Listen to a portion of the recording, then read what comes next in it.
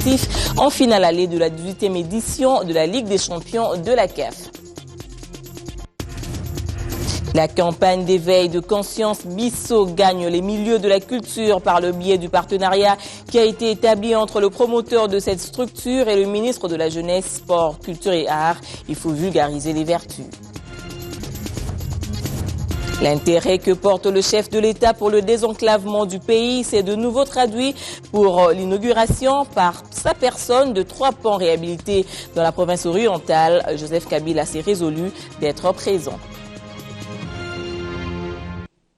Le président de la République a fait le déplacement de la province orientale afin de remettre aux usagers des routes les ponts Chopo, Avakoubi et Loya, grâce auxquels la circulation des personnes et leurs biens redeviendra fluide. 9 autres ponts seront inaugurés en moyen terme après leur réhabilitation. C'est désormais fait. La ville de Kisangani a son pont Chopo 2 en version modernisée, comme promis par le président de la République, Joseph Kabila Kabange. D'une portée de 164 mètres, il possède, contrairement à l'ancien, 2 passerelles piétons installées de part et d'autre de la structure centrale et peut porter jusqu'à 41 tonnes de charge. De nuit, le pont Chopo 2 modernisé s'illumine et s'affiche en nouvelle curiosité de la capitale de la province orientale. Samedi 25 octobre, tout Kisangani s'est donné rendez-vous à ce pont Chopo aux côtés du chef de l'État, Joseph Kabila Kabange, qui est accueilli par le ministre en charge des travaux publics et le vice-gouverneur de province notamment.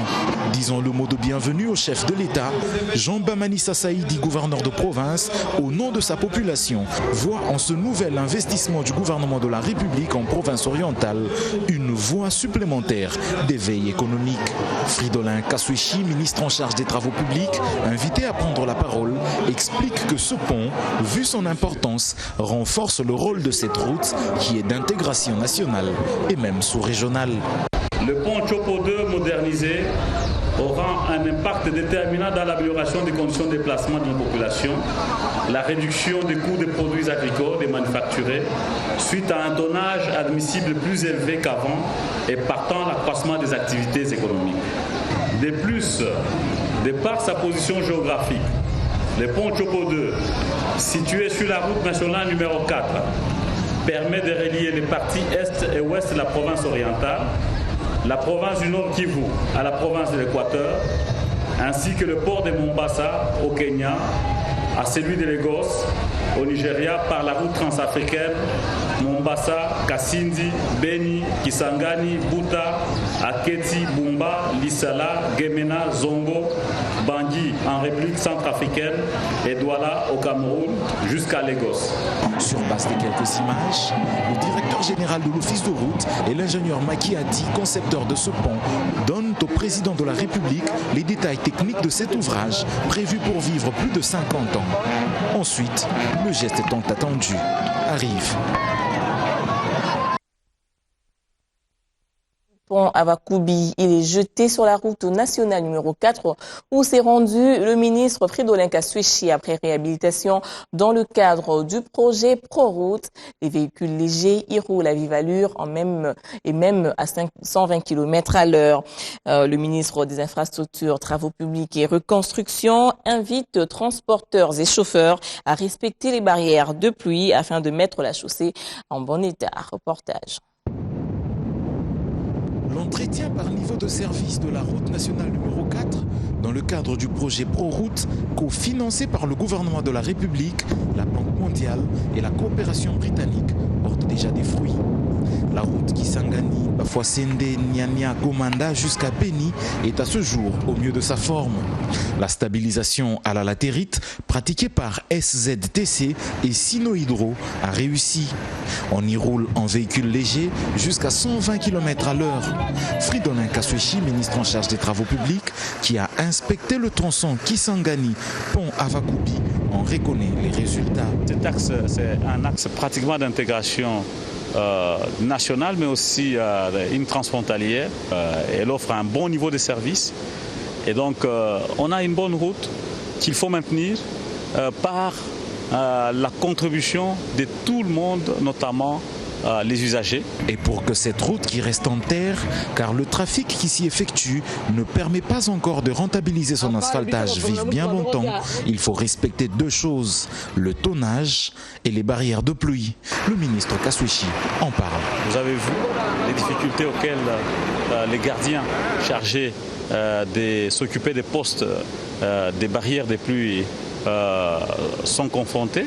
Il y a aussi les tonnages pour les conducteurs et leurs propriétaires. Et c'est cela qui va permettre une pérennisation de la route. Et finalement, tout le monde va gagner, la population, les usagers et les générations futures aussi vont gagner. Outre les dispositifs techniques prévus pour la survie de cette route, la conscience des usagers est interpellée car jusqu'à ce jour, les contrôleurs des barrières de pluie vivent un calvaire. Témoignage.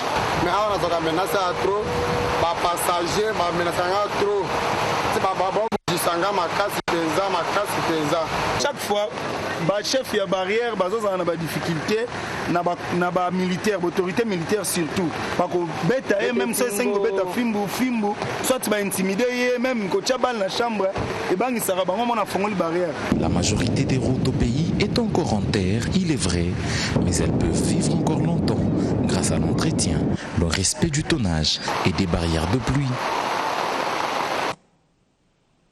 Nous vous le disions en titre, le ministre Baudouin Banza Moukalaï vient de voir ajouter à son agenda une nouvelle matière en termes d'éveil de conscience patriotique avec le partenariat noué hier entre le ministère de la Jeunesse, Sport, Culture et Arts et la campagne Bissau. Il s'agira de collaborer pour véhiculer des messages et mener des actions de mobilisation autour des vertus patriotiques. Après le ministère de l'enseignement primaire, secondaire et professionnel, le tour était au ministère de la Culture et Arts de conclure un partenariat avec la structure Bissau. Une collaboration scellée par la signature d'un protocole d'accord entre le ministre de la Culture et Arts, Banza Moukalaï, et l'ambassadeur Jean-Pierre Moutamba. Bissau, un concept qui a également pour vocation de promouvoir la culture à travers une série d'activités, a visiblement reçu l'approbation du ministre des tutelles. Je vous encourage d'aller de l'avant. Au-delà de la fraternité, de par les fonctions que nous occupons et de par l'objectif que vous poursuivez, nous sommes condamnés à marcher ensemble. Moi je suis d'accord. Occasion pour l'initiateur de ce concept d'éveil de conscience patriotique de passer en revue différentes réalisations et perspectives de Bissau. Bissau se veut être une structure d'éveil de conscience, de prise en charge d'une façon autonome de Congolais par le Congolais, et tout ce que nous faisons comme activité, nous passons par la culture. Donc on organise des soirées culturelles avec la musique, etc. Cette fois-ci, nous avons pris option de travailler avec les écoles, avec les universités et avec les Congolais lambda pour tout simplement mettre en eux l'amour de la culture. Au-delà de ces signatures des protocoles d'accord avec des ministères, d'autres collaborations suivront, comme pour dire que les portes des Bissau restent ouvertes à toute initiative porteuse d'espoir pour les développements du pays. Du côté des fonctionnaires de l'État, la satisfaction est palpable dans la majorité durant ce mois d'octobre, au cours duquel les salaires ont été revus à la hausse. Sur 1 million des concernés, 45 000 ont été les premiers à en bénéficier. Non seulement le gouvernement va améliorer les salaires, mais il procédera en même temps à la rationalisation des revenus. Quelques fonctionnaires ont exprimé ce qu'ils ressentent. Fizamika. Lentement mais sûrement, le gouvernement congolais avance vers l'effectivité de l'amélioration des salaires des fonctionnaires. 450 000 agents de l'État, dont les primes sont évaluées en deçà de 20 000 francs congolais, ont bénéficié d'une majoration qui varie entre 10 000 et 17 000 francs congolais pour la paye du mois d'octobre. Pour atteindre une équité sociale, il s'avère donc important de coupler cette opération d'amélioration de salaire de base à la rationalisation des rémunérations des revenus entre les agents.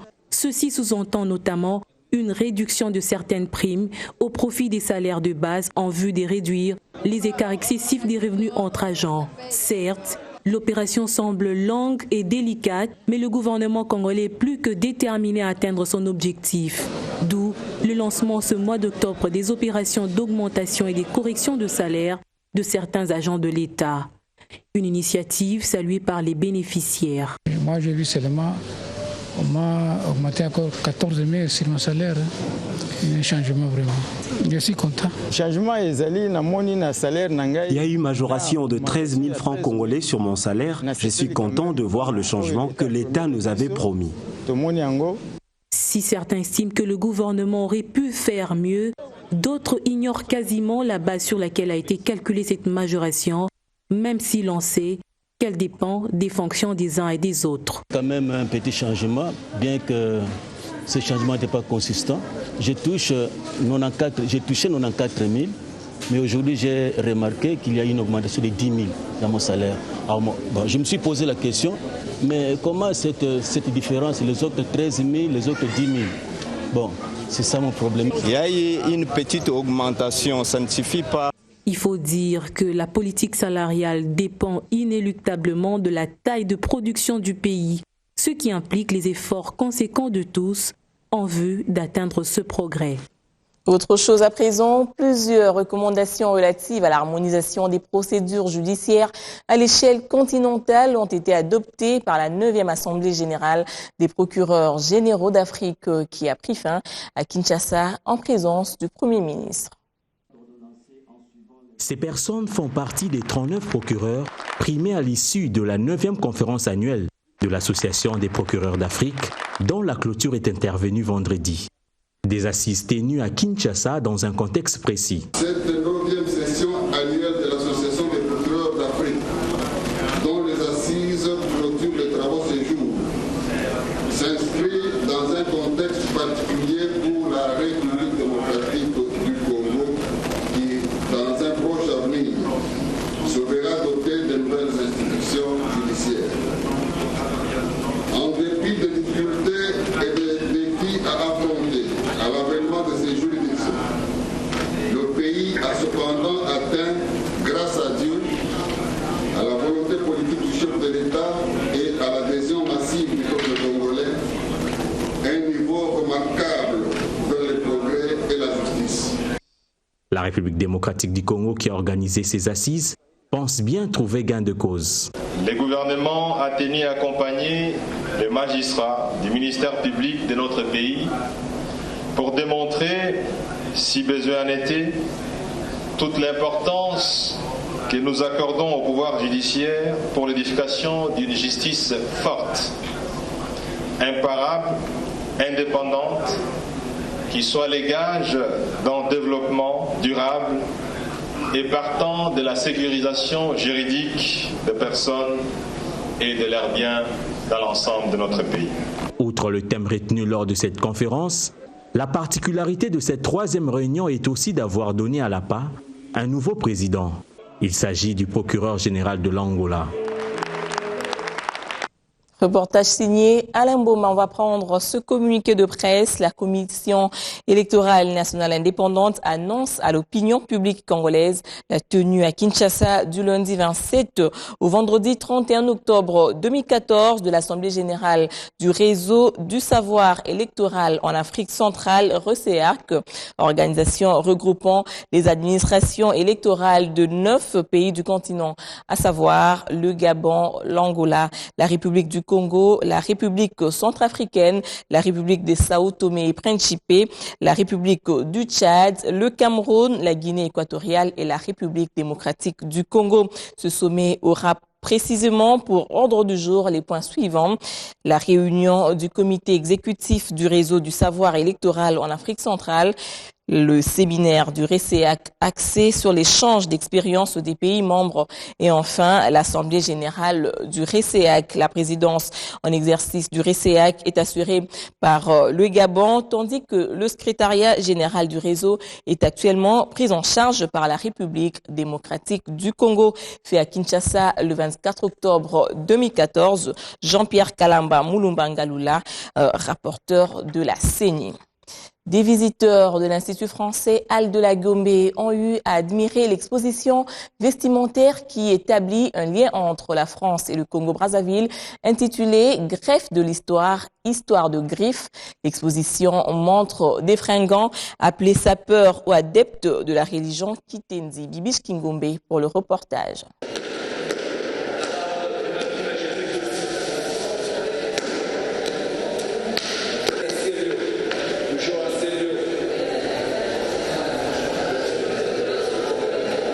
À chacun son goût, son style.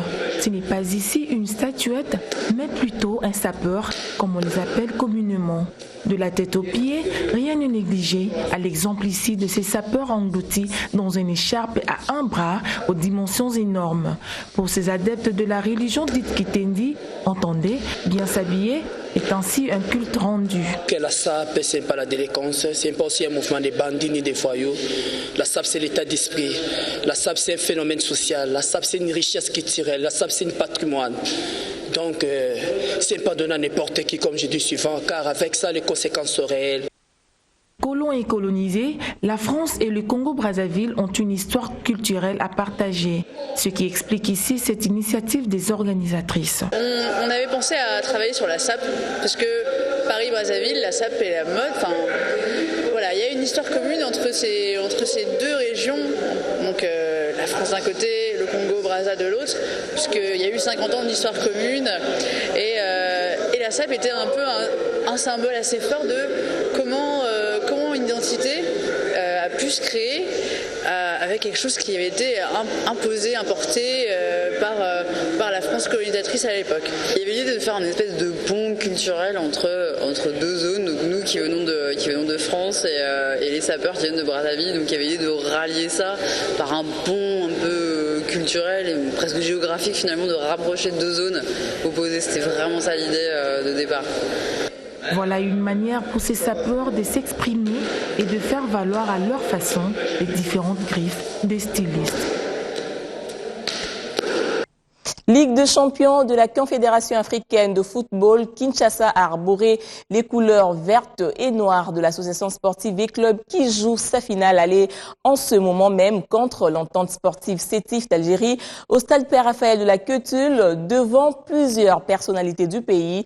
La ville ne tient pas à déroger à la règle qui veut que les dauphins noirs de Kinshasa soient pressentis favoris face aux aigles de Sétif. La victoire ou rien.